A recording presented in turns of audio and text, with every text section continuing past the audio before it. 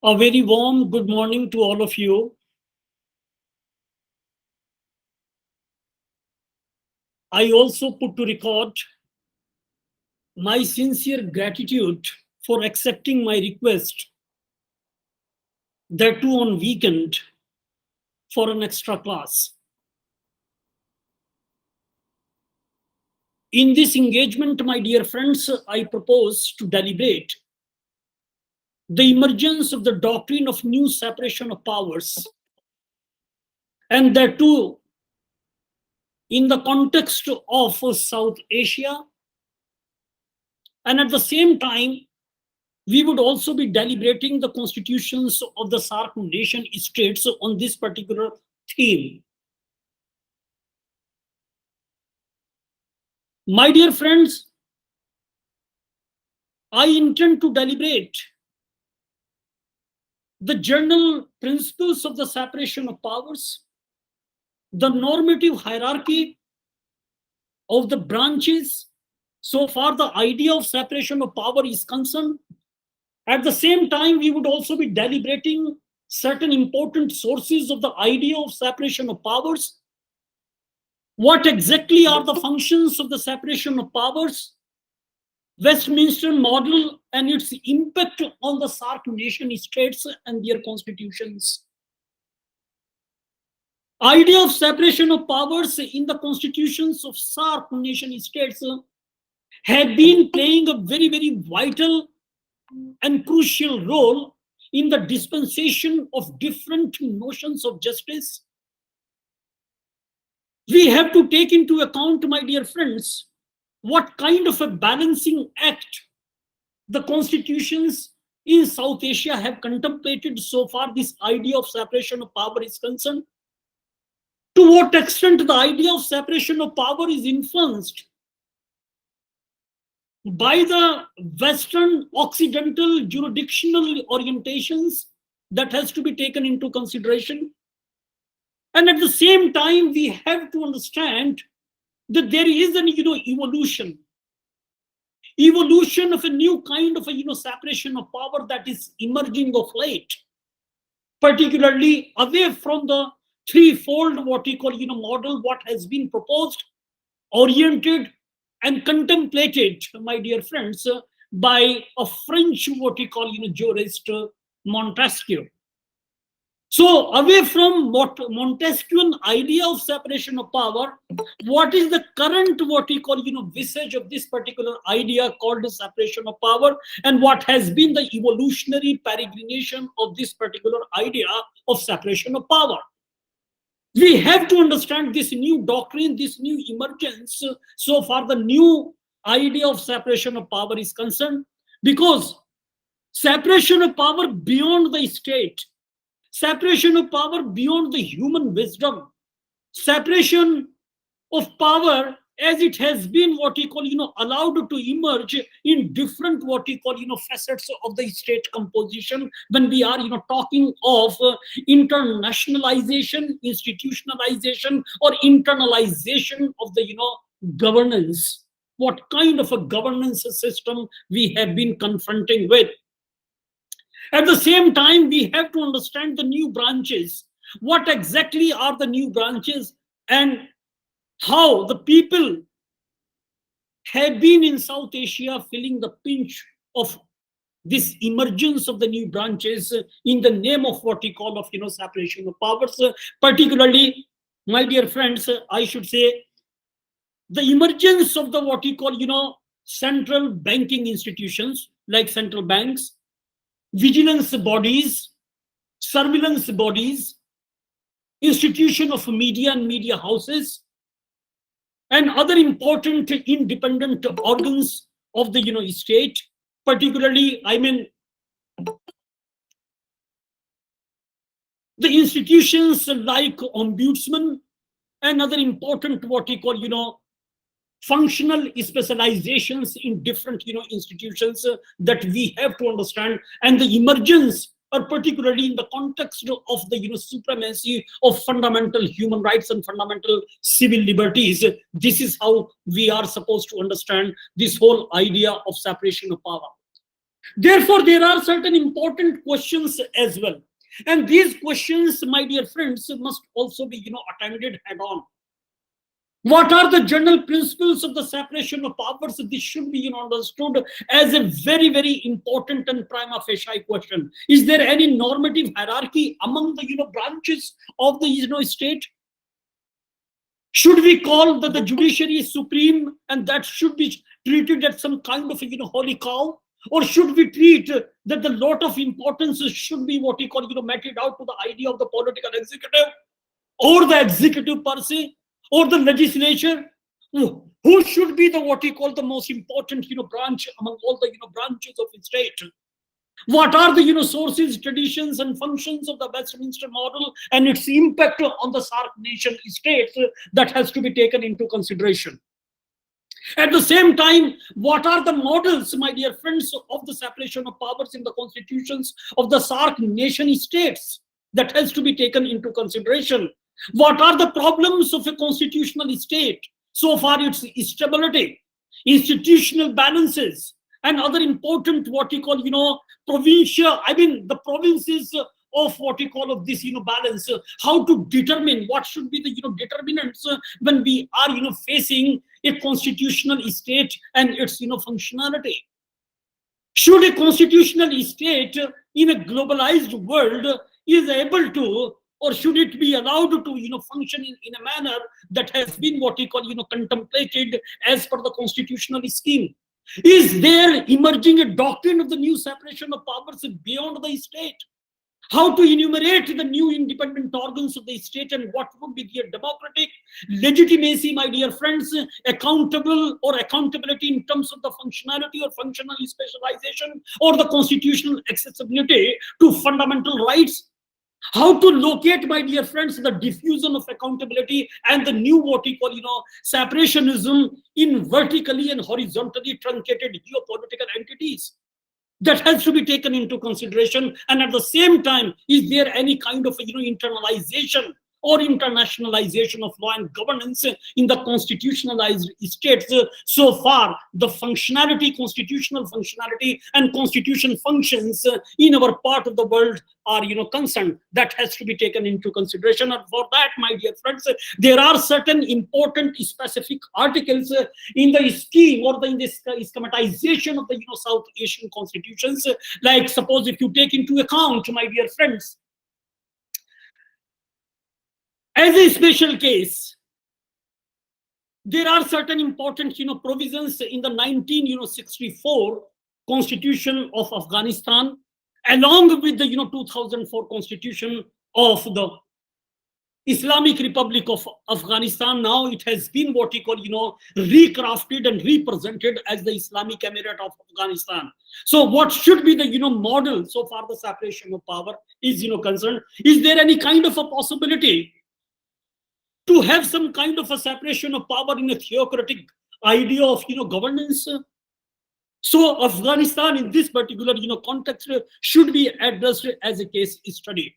Then we would be at a subsequent stage, I would be deliberating what exactly should be the contours of, governance in an Islamic, what we call, orientation of state. And it is going to be, it is going to be a full-fledged, deliberation in the context of Islamic Emirate of Afghanistan, because there is no constitution. So for all practical reasons, my dear friends, currently Afghan governance or the governance in Afghanistan is without any kind of a, constitution. So that has to be taken into consideration. Then another important, constitution that comes to my mind is that is the Constitution of Bangladesh.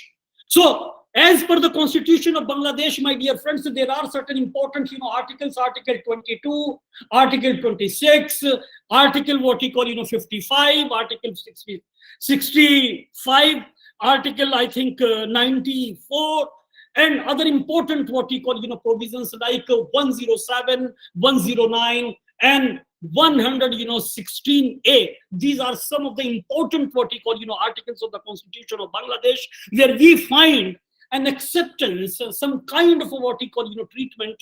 So far, this particular, doctrine of separation of power is concerned. So we have to understand the entire idea in the context of what you call of Bangladesh, so far these articles are concerned. Then we are also having the constitution of Bhutan. We have to understand what kind of a monarchical arrangement has been what we call transacted so far. The separation of powers in the context of Bhutan is concerned. Then we are also having the Constitution of India, and there are certain specific articles in the Constitution of India, my dear friends, where we have to understand the article what we call 50, article 53, article 118, article 121, article 122, article 154, and article 208, 211, and 245, Article 248, Article 250, and Article 253, and Article 256. I think these are the various what we call provisions in the Constitution of India, where we have to deal with the idea of separation of powers. And now there is another important constitution in the entire what we call South Asia, and that is the Constitution of Maldives. In this particular context, so far the Constitution of Maldives is concerned, we have to understand a set of what we call of articles that begins from Article 200 what we call 30 and goes up to what we call 235. So we have to understand an entire what we call mechanism of the separation of power. We also find in the constitution of what we call Federal Democratic Republic of Nepal.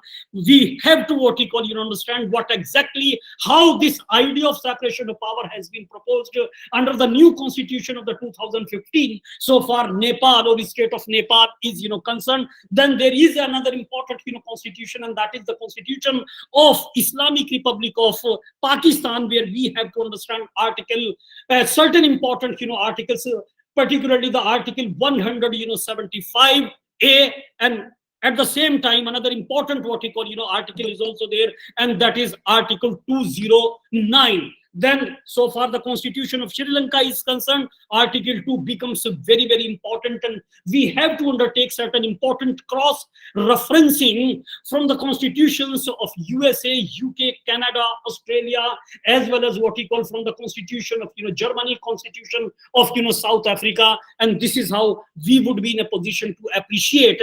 But at the same time, my dear friends, if I'm missing some of the articles from your respective what we call constitutions, I mean from your respective geopolitical entities, you can also point it out, and we would be in a better what we call position to supplement our line of argument, which is likely to be what we call submitted in this engagement. Dear friends, separation of power. When we are talking of the contemporary state, when we are talking of the contemporary state and its trajectory, transformations, trends, patterns, state behavior, personality cult,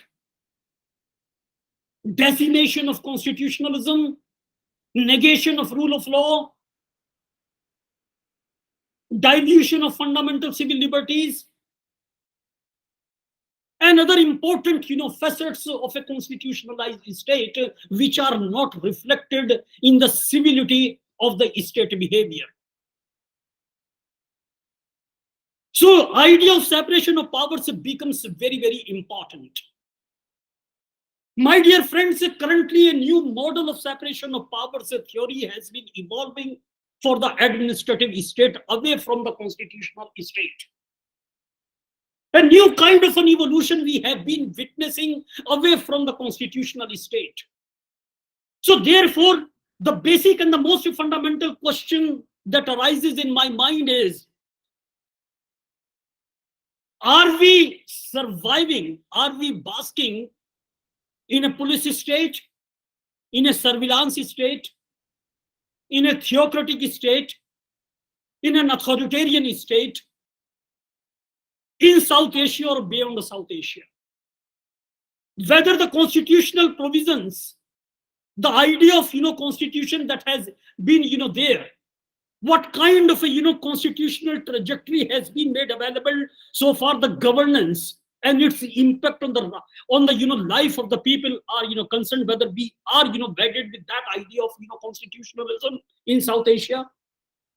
Because the traditional trajectory of the tripartite separation of powers theory does not reflect the way in which modern government actually functions.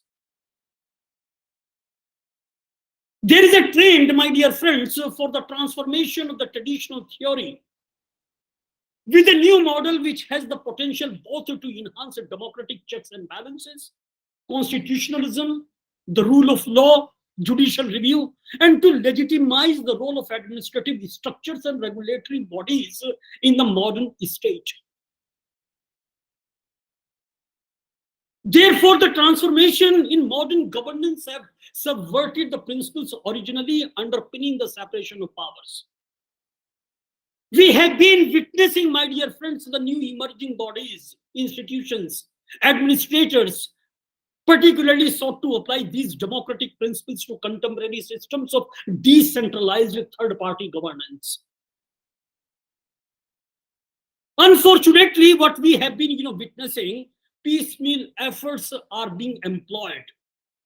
And the piecemeal efforts, it is generally advocated, deserves to be addressed cumulatively in a cohesive account of a radical overarching framework for institutional and structural what we call reform. A new separation of constituencies. When we are talking of the transformation, new separation of constituencies, the system must be constitutionalized in accordance with which power is distributed between institutions on the basis of their ability to represent those interests which comprise core constitutional elements of the socio-constitutional state order. I can give you an example from the United States of America. US system of separation of powers, my dear friend, is not the what we call common arrangement. It is not at all some kind of a arrangement that is having some kind of a cohesion. And it is at the same time, my dear friends, it should also be understood that at the same time it is not the common arrangement of the democratic institutions in the modern world. Most modern democracies are parliamentary systems, so they should not be forgotten, in which the legislature branch or the legislative branch is sovereign and the executive has no independent constitutional base of authority, instead being chosen by the legislature. If you test my argument, my dear friends, and I implore you, when we are saying that the modern parliamentary democratic governance and their institutions basically contemplate the supremacy of the legislative branch. It is the legislative branch which is sovereign. It is the legislative branch which is basically upholds the supremacy of the constitution and constitutionalism and constitutionalization. Then in such a scenario, what should be the position of the executive? Because it is another important argument in American what we call context, my dear friends, and in other what we call democracies, or in the context of other democracies, and to a very, very great extent, the same kind of an argument may also be stressed so far the governance in South Asian region is concerned. Because the executive has no independent constitutional what we call foundation of authority. Is there anybody who is going to buy this argument in the context of South Asia? So far the reality of governance is concerned, my dear friends, I am sorry to say, my dear friends, I regret to what we call opine that in South Asia legislature has also been what we call has become subservient to the political executive.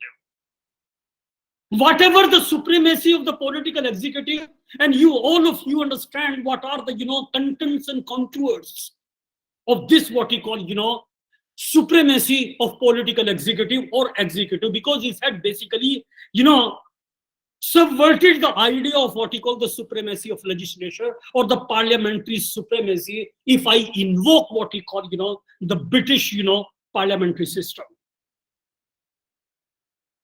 So we do not find It is the voice of the real executive at the top of what you call of governance, and sometimes it is the American what you call president, or the what you call the prime ministers in parliamentary form of governance in South Asia.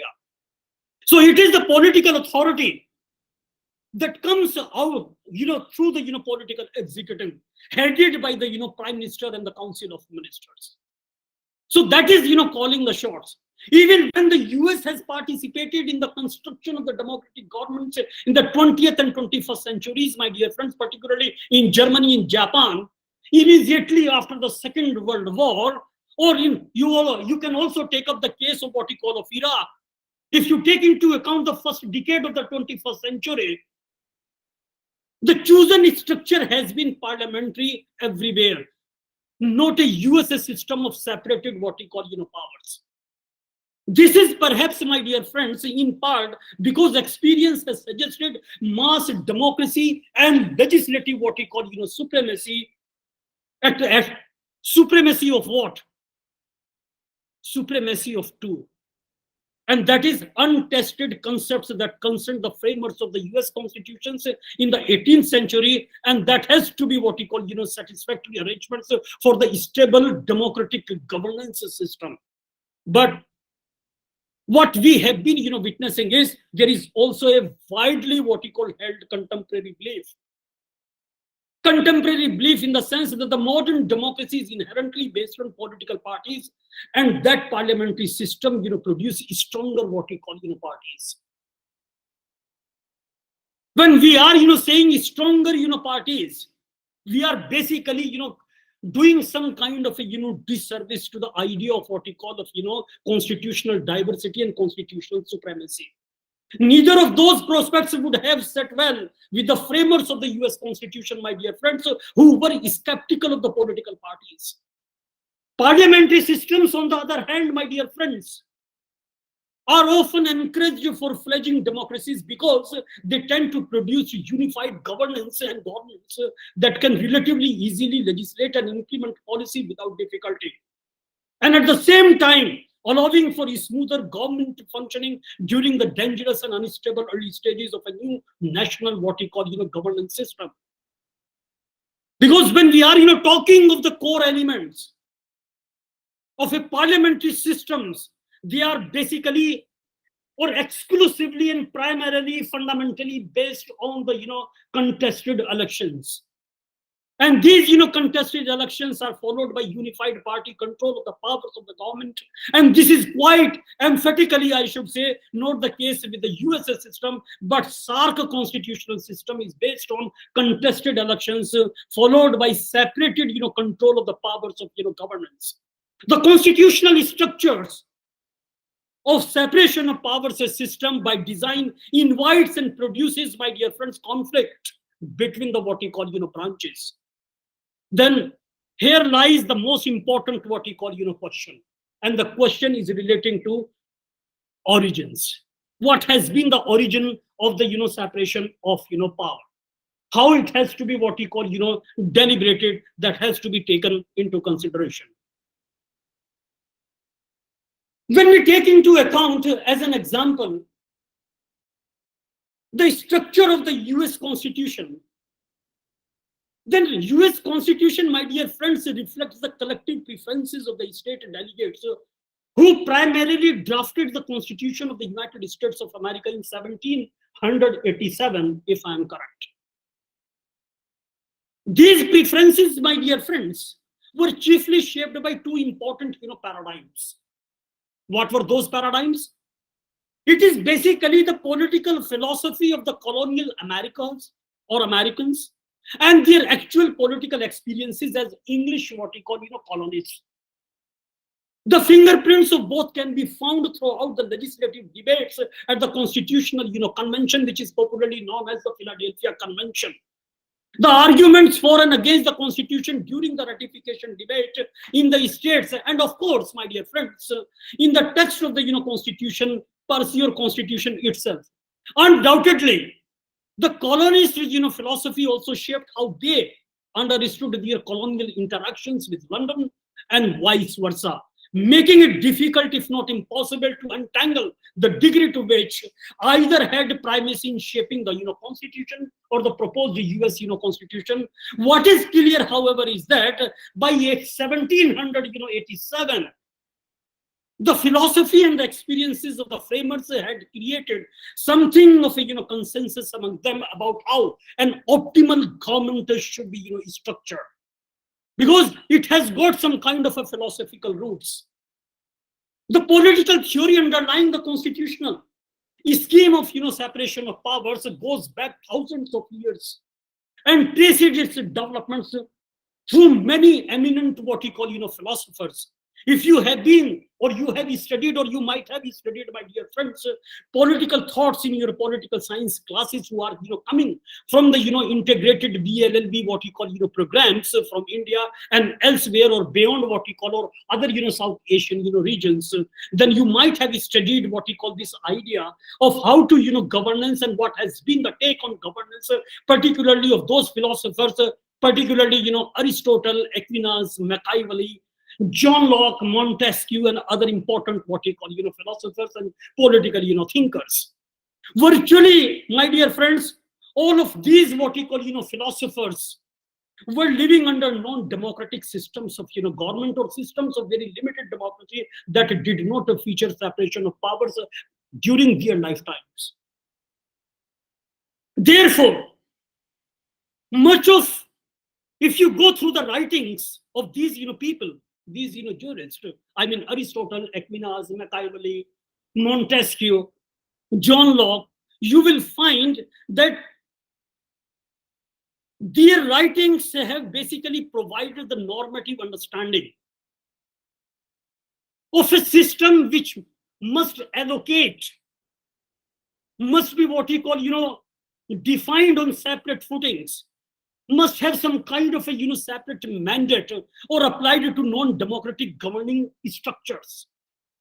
Therefore, we can say much of the developments of this kind of a philosophy, or the philosophy of governance which they have developed, is primarily ignored the practical problems of establishing separation of powers in democracy, or a democracy based on separation of powers.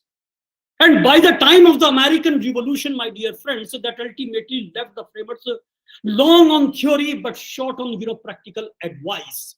That has created a lot of what you call problems, because the history of the Western political what you call thought portrays the development and the elaboration of a set of values. What kind of values have been talked of? The values like justice, liberty, equality, and the sanctity of what you call of property. But at the same time, if you take into account the implications of these values, have been examined and debated down through the what you call centuries. But as important is the history of what you call of debates about the institutional structures and procedures which are necessary, these values are to be realized in practice and reconciled with each other. That has to be taken into consideration, because for the values that characterize, my dear friends, the Occidental thought, the Western thought, or the global what we call North thoughts are not self-executing, and they have never been universally accepted in the societies most what we call closely identified with them. And at the same time, my dear friends, they are not, if you take into account the further implications, then these what we call values remains unambiguous, I should say, and the course which is likely to be followed, that must also what we call that must also be what we call taken into consideration, and that under all circumstances must pervade the constitution, or constitution drafting and constitution making in our part of the world, and that is South Asia. And to a very great extent we find a reflection of these values: justice, fraternity, equality, equality, and other important what we call features which really essential for the dignified existence of humanity on this beautiful planet. At the same time, we should not forget these values are potentially contradictory. That is my understanding. You are free to have all kinds of disagreements with me, my dear friends, and I am going to respect your disagreements, because I find a lot of paradoxes, lot of polemics when I am talking of these kinds of values and value system, because I find a clash of interest in the real world. And real world is so sharp that the nature of governmental structures for which the decisions are generally what we call made or arrived at, it's critically important for the actual content of these decisions. There has been since long, or since earliest what we call times, a continuous concern with the articulation of the institutions of the political system and with the extent to which they have promoted those values that are considered central to the polity. We should not forget that. My dear friends, even at a time when the doctrine of separation of powers as a guide to the proper organization of a governance and government is rejected by a great body of opinions, at the same time, my dear friends, it remains in some form or other the most useful tool for the analysis of the Western system of government, and the most effective embodiment of the spirit which lies behind those systems. Particularly, it requires qualifications as well as justification. Doctrine of separation of powers, my dear friends, is by no means a simple and immediately recognizable, unambiguous set of concepts. On the contrary, it represents an area of political thought in which there has been an extraordinary confusion in the definition and use of terms. Much of the content of writings of earlier centuries, if you visit, and I'm going to share some of the important what we call accounts in black and white, is quite inappropriate to the problems of the mid 20th century, because the doctrine of separation of powers is standing alone as a theory of government has uniformly failed to provide an adequate basis for an effective, stable, political, accountable system based on transparency and affirmative action. Doctrine of separation of power, therefore, my dear friends, has been combined with other political ideas. For example, the theory of mixed government, the idea of balance, the concept of checks and balances, to form the complex constitutional theories that provided the basis of the modern Western political systems.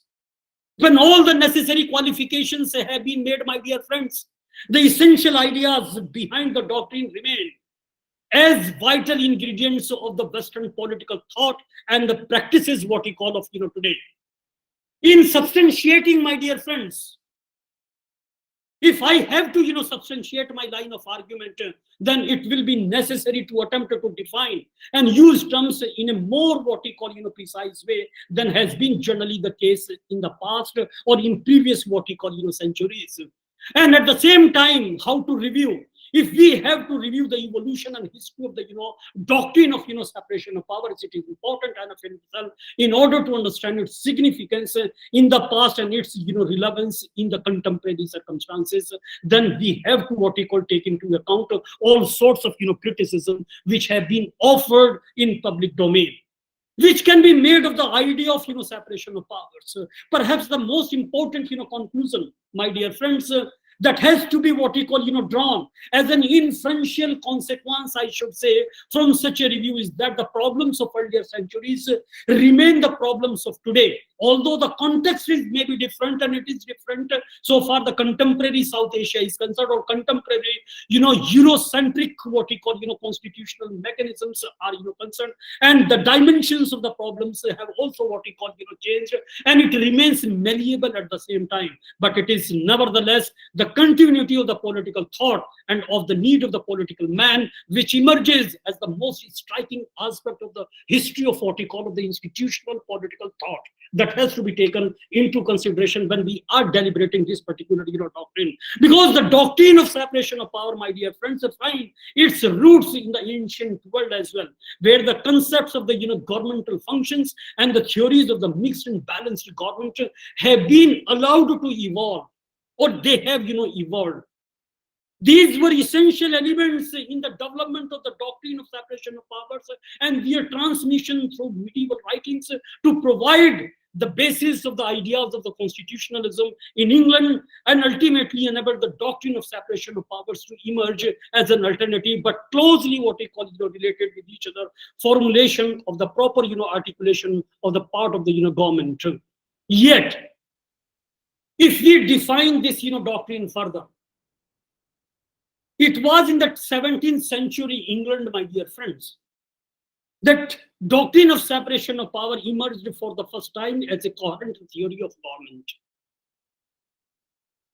Explicitly set out, I should say, and urged at the grand what he called secret of liberty and the good governance. In the upheaval, in the pandemonium of the civil war, the doctrine of separation of power again emerged as a response to the need for a new constitutional theory. When a system of government based on a mixture of king, lords, and commons seemed no longer what he called relevant at that point of a time. The growing out of the more ancient theory, the doctrine of separation of powers became both a rival to it and also a means of broadening, expanding, and developing it into the 18th century theory of balanced constitution.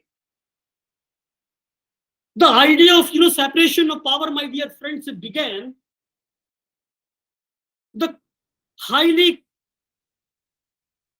truncated, paradoxical, complex interaction between the separation of powers and other constitutional theories which dominated the 18th century.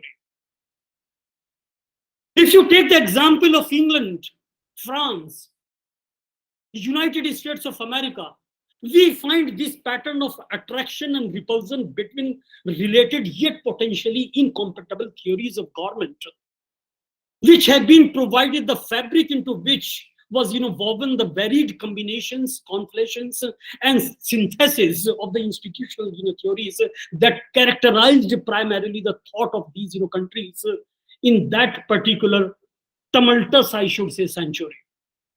So therefore, the revolutionary potentialities of doctrine of separation of power in the hands of the opponents of aristocratic privilege and the monarchical power were fully realized in Americas and France, and its viability as a theory of the government was tested in those what we call countries in a way which all too clearly revealed, particularly it ultimately, rather I should say, revealed its weaknesses.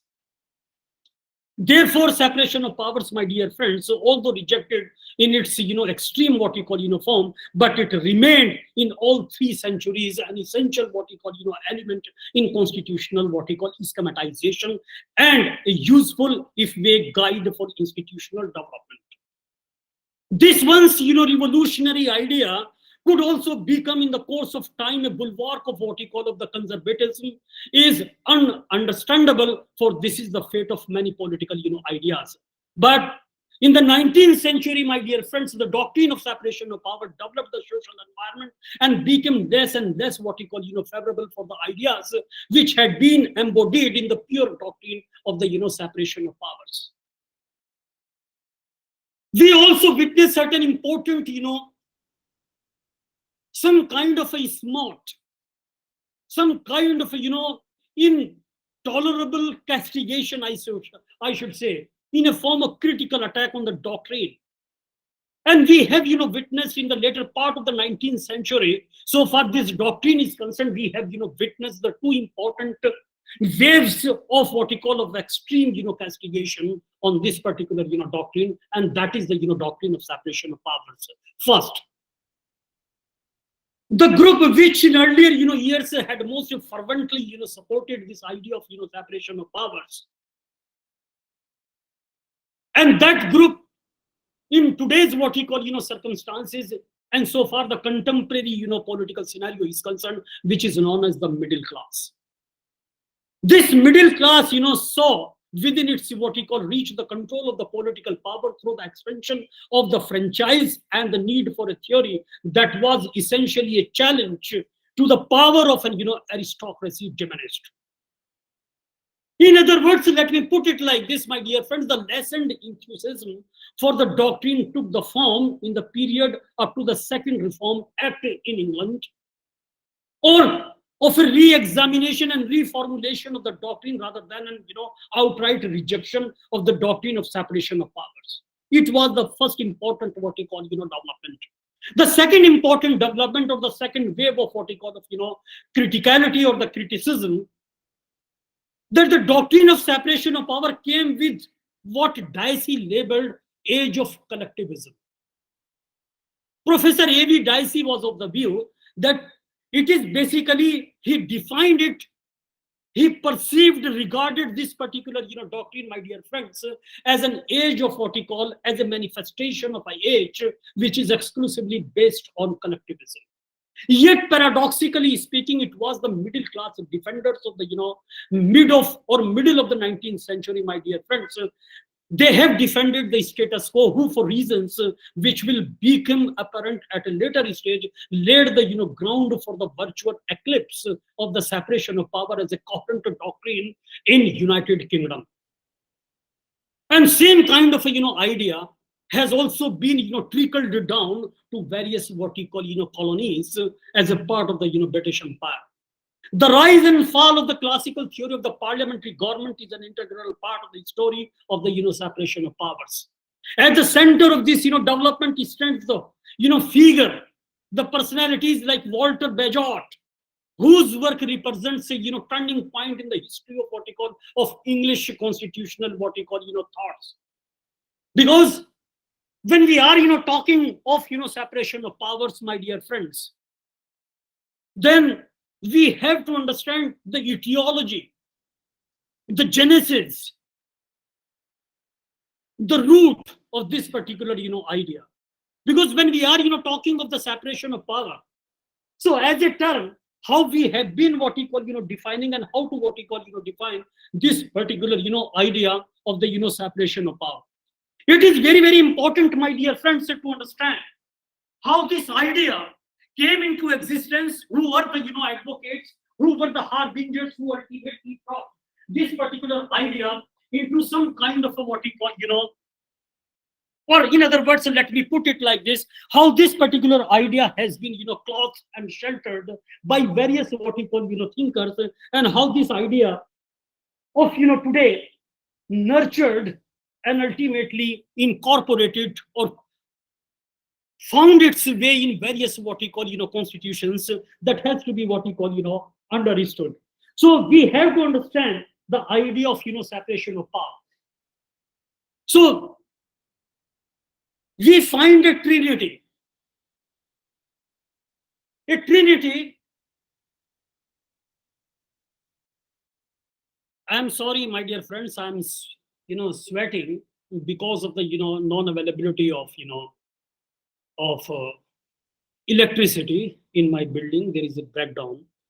So on inverter, only on the basis of inverter, I'm holding this class. So there is no AC, nothing, and I'm sweating, and now it is reflected on my shirt as well. Anyway, the term, there is a term, you can also correct me, trias politica.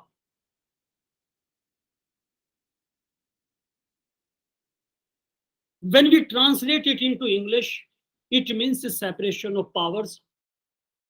Basically, this particular coinage was offered by Charles Louis II, Baron Lawbrad at de Montesquieu, something like this, a very long what you call name of this jurist from France. And I would be addressing him with his last what you call name, and that is Montesquieu. This French what you call social and political philosopher, or the socio-political philosopher, offered this idea of trias politica, which is known as separation of power in the 18th century. Montesquieu, in his famous treatise, which he has written, a famous publication you are all well acquainted with, and that is known as the Spirit of the Laws. And that is considered one of the great works in the history of the political theory and jurisprudence.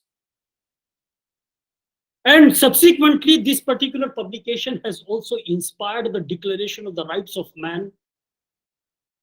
And particularly, it has also inspired the Constitution of United States of America. Under Montesquieu's orientation, if you allow me to put it like this, under his model, then he perceived the idea of the political authority of the state and divided it into legislative, executive, and judicial, what he call powers. And Montesquieu asserted that to most what he call effectively, pragmatically, if there is a requirement to promote liberty, these three powers must be separate and must what he call function independently from each other. And that is the beauty of the separation of powers. And therefore, Montesquieu refers to the division of governmental responsibilities into distinct branches to limit any one branch from exercising the core functions of another. There should not be any kind of encroachment so far the each branch's powers are concerned. Basically, and the fundamental intent and intention has been to prevent the concentration of power and provide for the checks and balances. That is why this idea of separation of power came into existence. My dear friends, if you take into account the traditional characterizations of the powers of the branches of American government, for example, then I find in South Asia the same kind of traditional characterizations are being followed. Suppose legislative branch is responsible for enacting the laws of the state and appropriating the money necessary to operate the government. In South Asia, elsewhere, executive branch is responsible for implementing and administering the public policy enacted and funded by the legislative branch. Then there is a third branch, and that is the judiciary or judicial branch is responsible for interpreting the constitution and laws and applying their what we call interpretations to the controversies, issues, paradoxes, and the questions of laws and disputes which are presented before it. In United States of America, 40 states constitutions, my dear friends, specify that government be divided into three branches: legislative, executive, and judiciary or judicial. I can give you an example of California. Suppose California illustrates this particular approach. The powers of the state government are legislative, executive, and judicial. The persons charged with the exercise of one power may not exercise either of the other except as permitted by the Constitution of the United States of America. It means the separation of power is the key to the working of American government, while no democratic system exists with an absolute what you call separation of powers or an absolute lack of separation of powers. The government powers and responsibilities intentionally overlap. They are too complex and interrelated to be neatly compartmentalized, departmentalized, or sectionized. There is, my dear friends, that is why I generally say there is an inherent measure of competition and conflict among the branches of the government. But if there happens to be any kind of competition, any kind of conflict, then this conflict and competition must be directed at the common good, in the larger interest of the betterment of the people of a particular geopolitical entity, whether it is India, Pakistan, or any other what we call entity in South Asia. Throughout the US history, my dear friends, There has also been even flows of the, preeminence among the governmental, what you call, branches. Such experiences suggest that where power resides is part of a, evolutionary process. So what kind of a evolution, constitutionalized evolution, we have been permitting in our part of the world? We are not permitting the constitutionalized evolution, and it is a very, very regrettable, deplorable, what we call, murky situation in our part of the world. Because the constitutional conventions, constitutionalized evolutions are not being allowed in our part of the world, and that has become the biggest, what we call, anomaly so far the idea of, separation of power is concerned. We have been, what we call, witnessing, as we have studied in, and I have also, submitted in my earlier, what we call, submissions, when we were in our, offline classes deliberating the idea of, constitutionalism as well as, federalism. It is important, my dear friends, when we are, talking of compartmentalization of powers, when we are, what we call, talking of the separation of powers, we are basically talking of the federalization of the state machinery. We are talking of the dispensation of justice with all kinds of, what we call, formations and manifestations. It means it is basically the compartmentalization of, what we call, justice. Justice of a legislative character, justice of a judicial character, justice of a political character, justice of an, executive character, justice of a, administrative character, justice of a surveillance character, justice of a, banking character. So this is the, situation, and this is how we should try to, make available the idea of, what we call, of, justice, the institutionalization of, justice system. And this institutionalism must be, what we call, resurrected. But what we have been of late witnessing, that idea of justice has been, put at abeyance. It has been relegated to the background. And therefore, my dear friends, the heart of the idea of separation of power is the proposition that there are different kinds of public functions that ought to be distinguished from each other, and ought either to be exercised by the different, what we call, institutional or, personnel, or somehow balanced to prevent some kind of over concentration of power in the heads of a single person or institution. And this is the, what we call, anomaly. And this is something we have been witnessing in the contemporary institutional framework so far the constitutional governance in South Asian nation states is concerned. Take the example of the recent, what we call, turmoil in Sri Lanka. What happened in Sri Lanka? What we have, witnessed in the context of, Sri Lanka. The institutions, the president house is the symbol of, what we call, of, governance. It is the symbol of, rule of law. It is the symbol of, what we call, of, justice. But what happened? Because of the unrest, it was captured by the general masses. What happened in Afghanistan? What is happening in, what we call, Pakistan? What kind of, separation of power we have been, witnessing? What kind of institutional honesty, sincerity, and probity we have been expecting from these, nation states? What is happening in other, what we call, African nation states? Therefore, my dear friends, when we are, talking of this grand idea of, what we call, of the, separation of powers, then it becomes very, very important to understand that separation of power in its institutional form, whenever it is, applied in few, if any, constitutional, what we call, systems, the concept of separation of power suggests that these three functions must be exercised by completely different institutions. When we are, talking of legislation, legislation should only be made by, legislative bodies. Executive, but what we have been, witnessing, legislature is denied.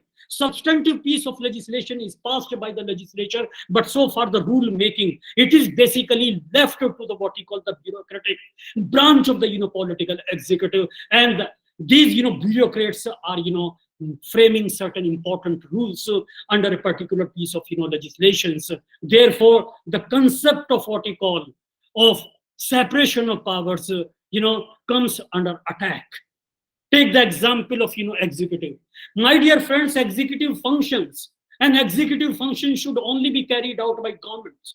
ministers and civil servants, and courts alone should be responsible for judicial what you call functions. But in reality, in practice, what we have been witness, many constitutional systems, institutions exercise functions from more than one of the categories. For example, the government may have rule making powers.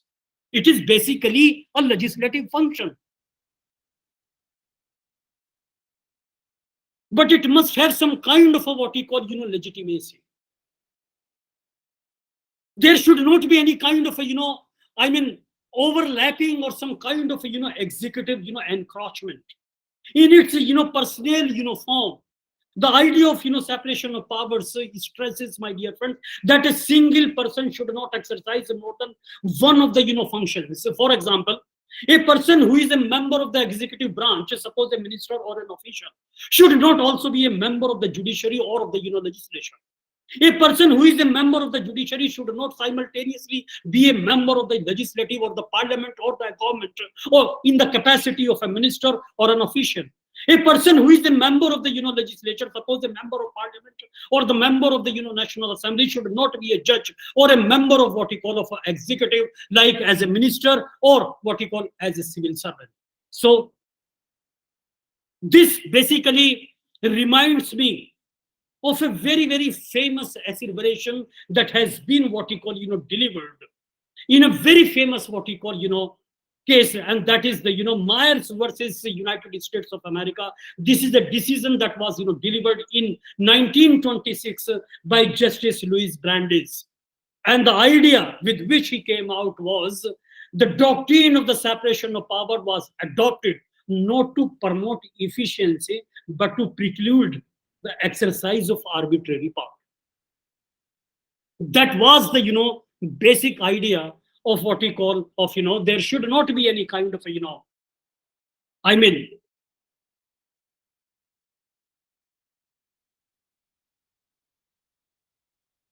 separation of power basically does not contemplate a skill program.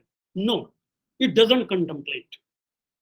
It basically an exercise that there should be exclusion of any kind of arbitrary power. There should not be any kind of unfettered powers exercisable by only one what we call person. That should not be the what we call because if you take into account, suppose if I ask you, as I generally ask you, and on many previous occasions also, I have put this question to you: how to define human rights in a one single word? Today, all of you are aware. How to define international humanitarian law in a single word? Today, you are aware. If I, in the same vein, put this question to all of you,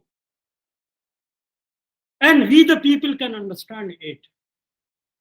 When I am saying the word, legislature, in the context of, South Asia, so how to define the trait of what we call of legislature?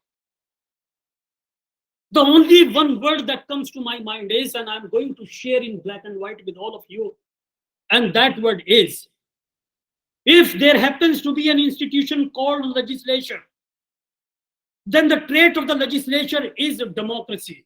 In the context of South Asia, in the context of US, and in the context of many important democracies. There is another important what we call branch as a part of the separation of powers of philosophy. There is another important institution, and that institution is known as executive. So what is the trait of executive, my dear friends? Then I feel, in my personal understanding so far, my individual what we call journey in understanding this idea of what we call of executive is concerned, then the institution of executive with a single word that is in a position to what we call define it is professionalism within inverted commas. There is another important institution, the third important institution, and that institution is a judiciary. So when we are talking of judiciary, so the trait of the judiciary is, and how to define.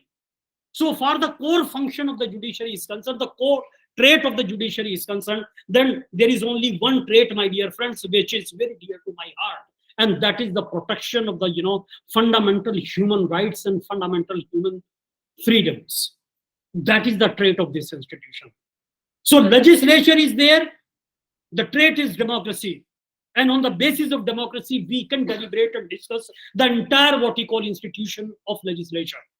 Executive, on the basis of professionalism, we can deliberate the different contents, contours, and the traits of this what we call institution, and that is democracy. That is executive. Another important institution, that is what we call judiciary, protection of fundamental rights. Then, my dear friends, there is another institution which is known as the institution of ombudsman. How to what we call define the idea of ombudsman. Then this brings me to another important what we call vital understanding, and that vital understanding that defines the idea of what we call of the idea of ombudsman. There are certain important what we call traits, and those traits must also be taken into consideration, and that consideration must also be reflected in the entire what we call functioning of state apparatus, and that is known as the idea of what we call of transparency, and that what we call transparency should also be taken as a trait. So these are some of the important what we call facets when we are understanding, but there are some emerging what we call traits as well, and these traits have also established what we call themselves in a manner that has to be taken into consideration. Suppose the institution of central banking system. So how to define what exactly should be the trait of the central banking institution, and how to what we call define it, that has to be taken into consideration, my dear friends, and we have to take into account the central banking institution. So is there any kind of a possibility, my dear friends? Would you allow me to agitate your intellectual wisdom? Are you in a position to come out with a single what we call word which defines the idea of what we call of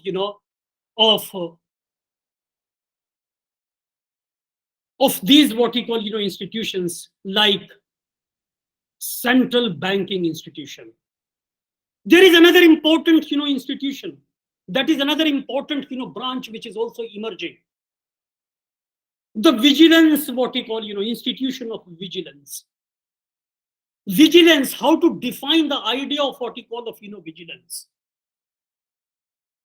Then there is another important what we call institution which is also emerging, and this institution is known as, my dear friends, as media. So how do you define the trait of media? Anything? Would you like to offer anything? Any word, my dear friends?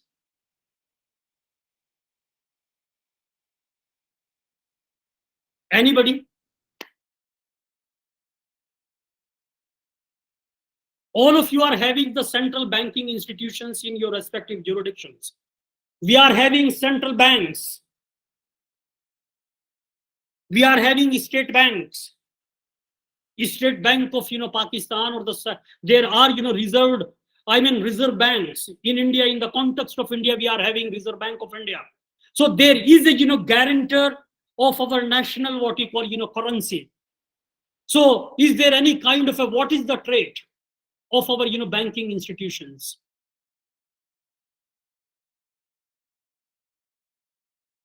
My dear friends, as a student of comparative constitutional law of SAARC nations, I define, when I am saying, then I define the economic autonomy. That is the trait of the central banking institutions. Another important institution which is emerging in South Asia as a finest what we call independent branch of the state, and that is what we call central vigilance bodies. After what we call ombudsman, the Central Vigilance Commission, whatever may be the nomenclature which have been adopted in different, jurisdictions, but there is a trait, and the trait which I have, came out with, then I define it as, with only one word, and that is known as, my dear friend, probity. Another important, institution that is also, emerging as another important traditional, organ of the state, and that is the media. Now we have been witnessing the media trial, another important what we call, facets, which ultimately diluted the entire what we call, philosophy of the independence of, media. So media, what is the, how to define media? What exactly should be the, trait of media? Then it is basically, my dear friends, it is independence. That what we call, defines the idea of this institution, the media. But on the basis of these what we call, institutions, on the basis of this kind of a, list of, traits, you should be able to understand how these has been what we call, or have been there in our, respective constitutional lives in the 8 jurisdictions from South Asia. Now I draw your attention, my dear friends. What is the purpose of the separation of power? How to what we call, define this whole idea of separation of power? How to understand this entire philosophy of the separation of power? There has been a case in the United States of America, my dear friends, and that case is very dear to me, and that is the, Freytag versus Commissioner.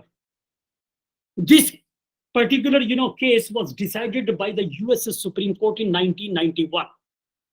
And in this particular, decision, the Supreme Court of the United States of America confirmed the purpose of the doctrine of separation of power. And the Supreme Court of the United States of America was of the view that the leading framers of the Constitution of the United States of America were of the view that the principle of separation of power has to be taken as a central guarantee for a just governance or a just government. It has been mentioned, my dear friends, if you go through the Federalist papers, particularly the Federalist paper number 47, if you go through it, you will find that it was the James Madison who was of the view that no political truth is certainty, or certainly of the greater what we call, internal value or intrinsic value, or is stamped with the authority of the more enlightened what we call, patterns and the what we call, tutelage of, liberty. So under all circumstances, my dear friends, the purpose of the, separation of power is of vital importance. And the basic and the most fundamental purpose has been, my dear friends, that it is the central guarantee of a just government. If there is no what we call, if there is no, guarantee, and guarantee of a, institutional nature, guarantee of a constitutional nature, guarantee of a, transcendental what we call, character. And you have said something. Yes. Yes, Miss Archana said. Unbiasedness as another trait of what we call of, media. Yes, you are absolutely correct. We can say unbiasedness. There should not be any kind of what we call, preconceived notions in the reporting. There should not be any kind of ill-conceived notions. There should not be any kind of a preponderance of the view. And it depends upon when entire what we call, media freedom is there, and the media is free from all kinds of, encumbrances which are today known as prejudices, biases, and bigotries. So there should not be any kind of, these kinds of traits in the institutional what we call, functioning. So we have to undertake, my dear friends, if we are going to understand the idea of, separation of powers, then it is our fundamental responsibility to understand this whole idea of separation of powers. And before I, proceed further, it is equally important to undertake some kind of, holistic what we call, vista, a holistic visit of the entire what we call understanding of, if you take into account, if we have to understand this idea of separation of powers, then origins becomes very, very important. Aristotle argued in politics, my dear friends, if I'm no, if I'm not what we call, if I'm correct in my submissions, then the 350 BC, that a combination of the governmental types, monarchy, oligarchy, and democracy, should compromise a government to prevent any kind of extremism. It was argued by Aristotle in politics.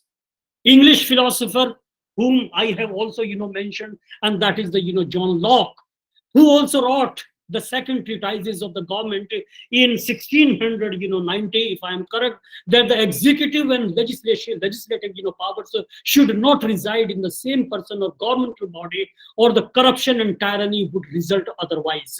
So it was his idea of the separation of power. Again, Montesquieu, who is considered to be the architect of the idea of what he called a French philosopher, who is branded as the architect of this idea of separation of power. He has also expanded on these nascent ideas regarding separation of powers in his Spirit of Laws treatise, which he got published in 1748, where he contended that a government's executive, judicial, and legislative functions should be administered by separate branches.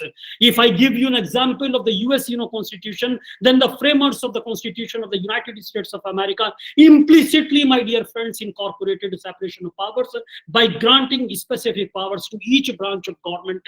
The US Constitution was a corrective to the US prior what we call Constitution, the Articles of Confederation, which were initially enacted, which had given supremacy to the legislative what we call branch.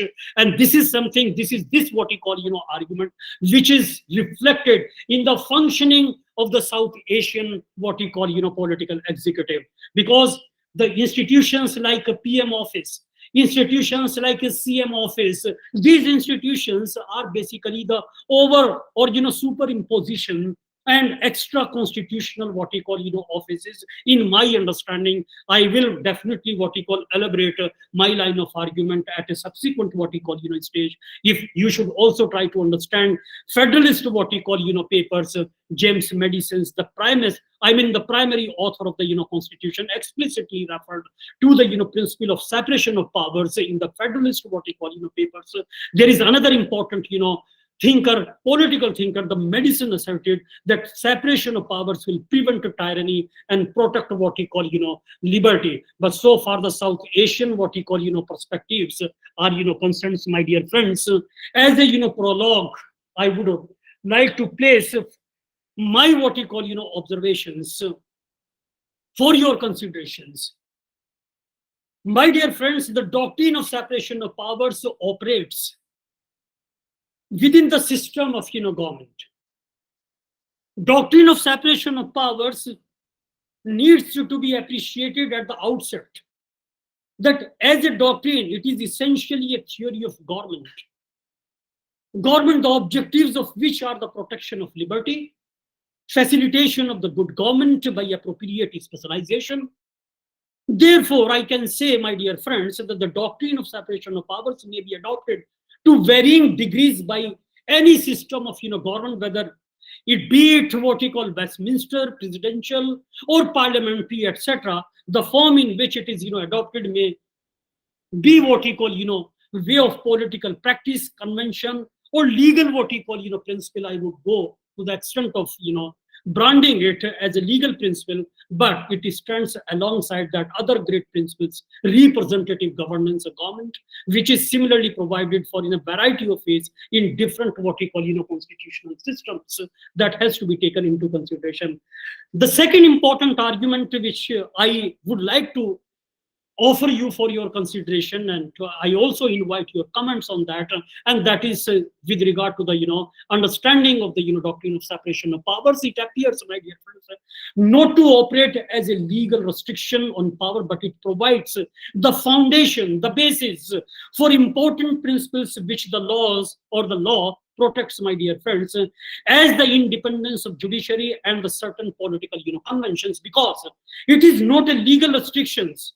in serious consideration has to be given to other controls on power, such as a committee system for parliamentary review of the executive, action. But what kind of a composition we have been, witnessing? The parliamentary committee systems in various, SARC nations. It is an open, what we call, secret.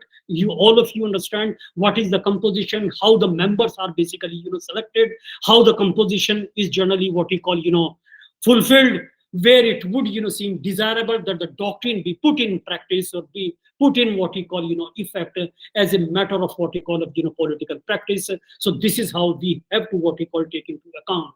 Therefore, we can say, my dear friends,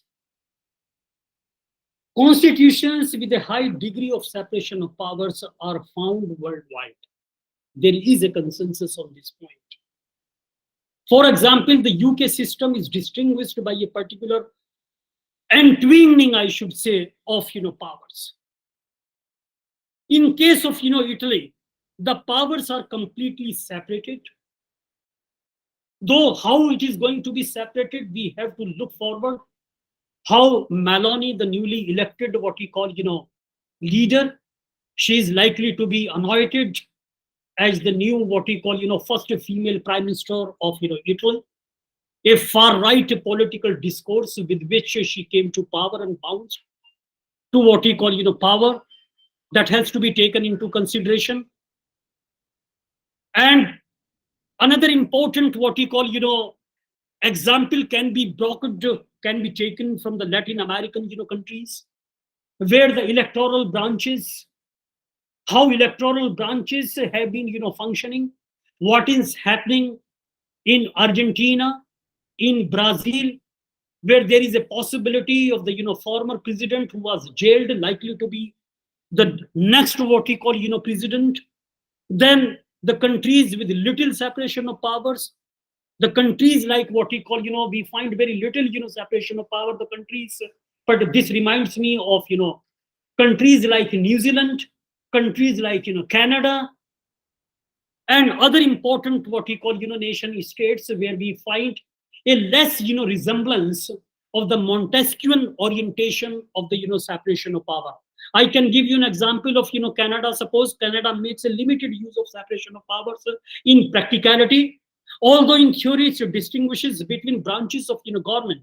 In case of New Zealand, my dear friends, New Zealand also subscribes to the principle of separation of powers through a series of constitutional safeguards. From a number of constitutional checks and balances have also been contemplated. Mixed member, what we call proportionate framework, also caters for a coalition of parties to form government, where a majority from a single party does not exist. These kinds of what we call experiments we witness in these kinds of what we call nation states. Judiciary is also free from all kinds of governmental what we call interference. But in South Asia, appointments to higher judiciary has become a very, very contested what we call issue, because pro-governmental what we call policies or philosophies and ideologies, only those kinds of judges are getting some kind of appointments to the higher and highest what we call judicial establishment in South Asia, where even on many occasions in the past, in the early what we call decades of the independence of the Indian subcontinent, many what is the institution of seniority of the judges was weakened by various political what we call bosses, who happens to be at the top of the political executive. If a series of the judicial decisions result, my dear friends, in an interpretation of the law which the executive considers does not reflect the intention of the policy, executive can change the legislation. They cannot what we call direct or request a judicial officer to revise or reconsider a decision, and these decisions are final. Should there be a dispute between the executive and judiciary, the executive has no authority to direct the judiciary or its individual members, but they have been, by way of their what we call executive conduct, by way of bureaucratic conduct, by way of what we call of political executive conduct, appointments to the higher judiciary have been fashioned in a manner that the judges are generally delivering pro-government, what you call, judgments in many, what you call, sectors. Therefore, the complete separation of power systems are almost always what you call, presidential. Although theoretically speaking, this not be the case, my dear friends. And my argument is an open-ended argument. I am not making any kind of a final argument so far. My idea of separation of power is concerned. It needs to be further what you call taken forward for a better what you call in-house what you call debate, and we collectively should what you call debate what should be the proper contours of the separation of power, because there are a few historical exceptions, such as the directorate system of revolutionary what you call France. In Switzerland offers an example of the non-presidential separation of powers today. It is run by a 7-member executive branch, and that is popularly known as the Federal Council. Some might argue that the Switzerland does not have a strong separation of power system, as the Federal Council is appointed by the Parliament, but not dependent on Parliament, and the judiciary has no powers to review the decisions of this particular what you call body and its functions are concerned. So here lies, after this much of deliberations, my dear friends, here lies another important what you call argument, and in a form of a question, and that is, my dear friends, what do we mean by separation of powers? If this is going to be a question in your interim examination, then how you are going to address this question? It is very, very important, my dear friends.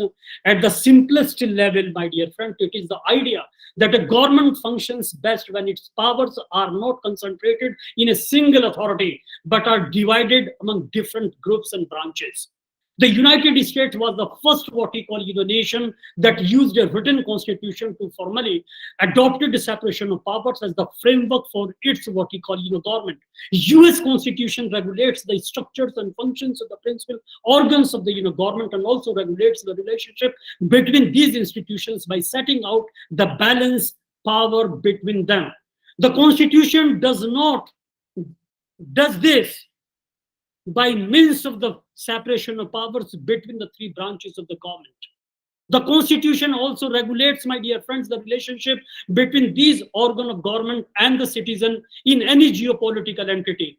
In addition to setting out the balance of power between the organs of the government, the Constitution also contains articles guaranteeing fundamental what we call rights of citizens, such as equality before the law, property rights, personal liberty, freedom, fundamental what we call freedoms, freedom of religion, freedom of what we call of movement. The courts are responsible for interpreting the provisions of the Constitution, and this function is a very, very important what we call key to understand the idea of separation of power. The functions of the court is to interpret the law, that justice shall be administered in court established by law by judges appointed in the manner provided by the Constitution. But what about the what we call ideologies of the judges? Because recently we have witnessed, my dear friends, it was the conservative appointments. I mean, conservative judges happens to be there. The appointments were made by the former president of the United States of America, Mr. Ronald.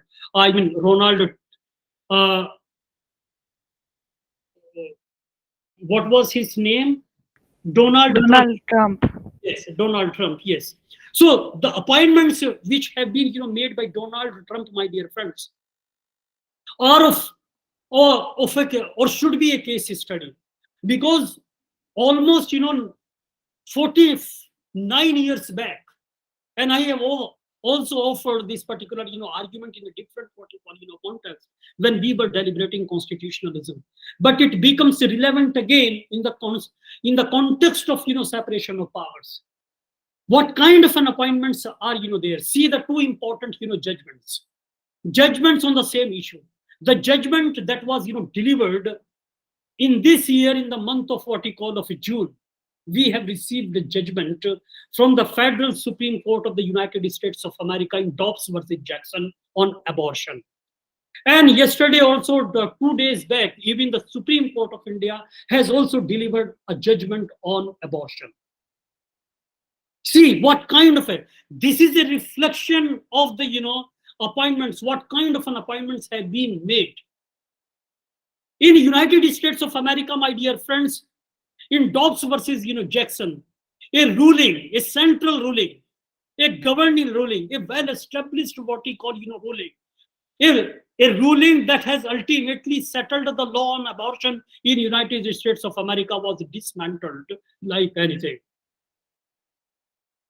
What has been, ordained by the Supreme Court of the United States of America in Roe versus, decision, in Roe's, decision, how it has been dismantled. Entire, stability, judicial stability was, tinkered with. And a new understanding has been, given to the people. And for the first time, see the liberal, what we call, attitude of the Supreme Court of India. Abortion decision of, latest abortion decision coming from the, Supreme Court of India has established the supremacy of the rights of women, the idea of the reproductive rights, ownership of a woman's body, the personal autonomy of a woman's, what we call, choices in selecting or determining whether she is able to bear a child or not, that has been given back to her. So that is the what we call, and another decision is also, pending before the Honorable Supreme Court of India, and very soon we are going to have a new kind of a decision, a radical decision, a revolutionary what we call decision on the issue of the marital rape. So you can very well understand, my dear friends, what kind of a separation of power is reflected in these what we call decisions. So the separation of power in United States of America and the separation of power in India. So these are the two important what we call studies. I mean, research studies should be there, and if you wish, you can also contribute a research paper on these two important decisions on comparative footing. Another important example I can give you, Meher versus Attorney General. This is again a decision that was delivered in 1973. The Supreme Court refused to remove words from a piece of legislation in order to render the legislation constitutional. Court held in this what we call decision that such intrusion would involve lawmaking, and therefore this responsibility could only be performed by the parliament. So we have been witnessing judicially created rights, but we are not here to what we call, the people at large and the other branches of the state have been, respected on various occasions by the judicial establishment.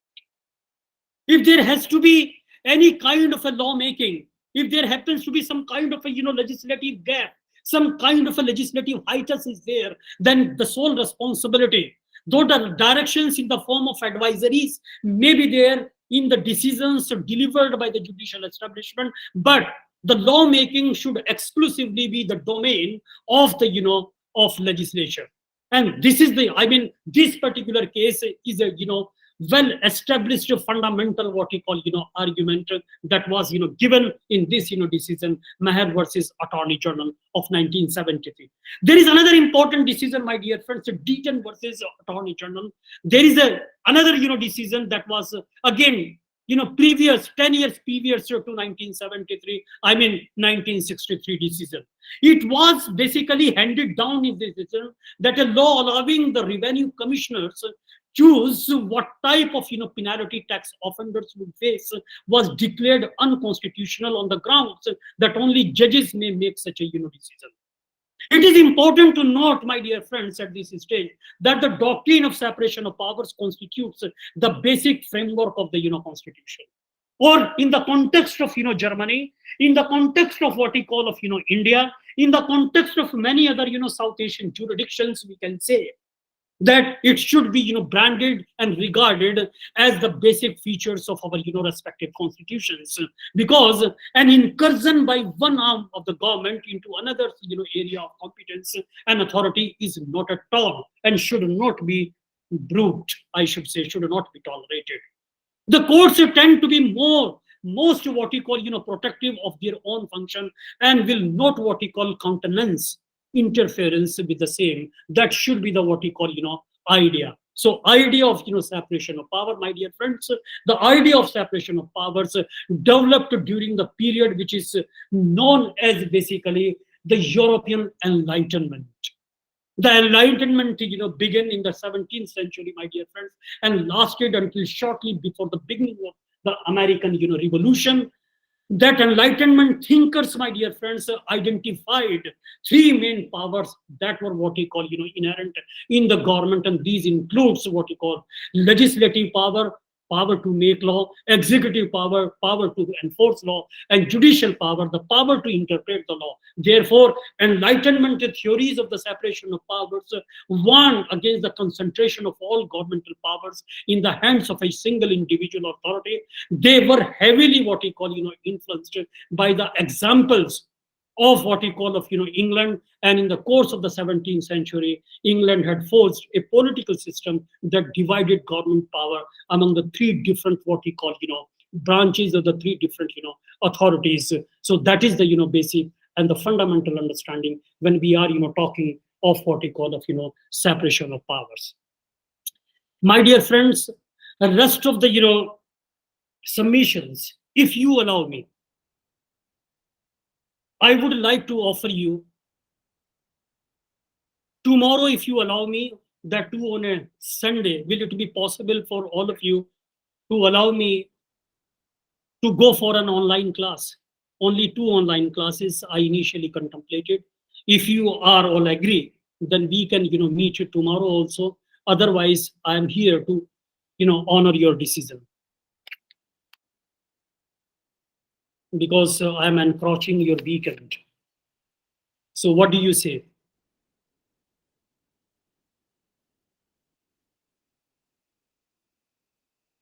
Any observation? Please treat me as your advisor. There should not be. On Monday, there is a holiday, Dashera holiday.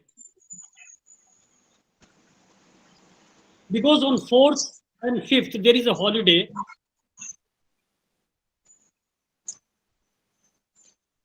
I also agree, sir, for the class. Yes, sir, I also agree. Yeah, thank you, my friends. Ankit ji, Abhijit ji. Yeah, sir, yes, sir. okay. We can. Yeah. Sir, we can have a class. Pardon? Yes, sir, we can have a class on tomorrow, sir. Okay. Yes, sir. So I have, I would not be what you call, devoting 2 hours, only 1.5 hours. Today also I have devoted 1.5 hours. So we can, meet and try to, study whatever the, readings I have, shared. So thank you very much for your consent. Today in the evening, I will send you the email link, and tomorrow also at the same time at 11 o'clock, we are going to meet, and I will offer my rest of the submissions on the issue of what we call of, this particular, idea. And meanwhile, I will also, share few, informations in the form of, capsules, I should say, 1 page or 2 pages that I would like to, and try to what we call, consider those, informations and try to emulate and ponder over and come out with your comments. And at the same time, on 13th of, October, I have also, offered you a program that is research review program. So you have to make a selection of one single article, and you are going to offer your comments, your understanding in 5 minutes. And the questions would also be there from your classmates.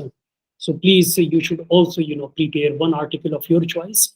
So there is no what we call, harm if 3 or 4 students are preparing only one single article, because every article is having many dimensions. So you can prepare, your presentations are likely to be different from each other. So that is why I have provided as many as 5 important articles. So please engross yourself, and thank you very much.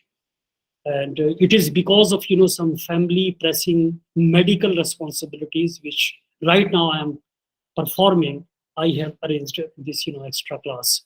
And I would also like to share the recording of today's deliberations with all of you. Let me receive the what we call copy of the recording, and thereafter I will download it, because The data is very, vast. It is very difficult. It takes time, but you will get the recording. So thank you very much for the day. So if you have questions, you can also pose questions at this stage. You're most welcome.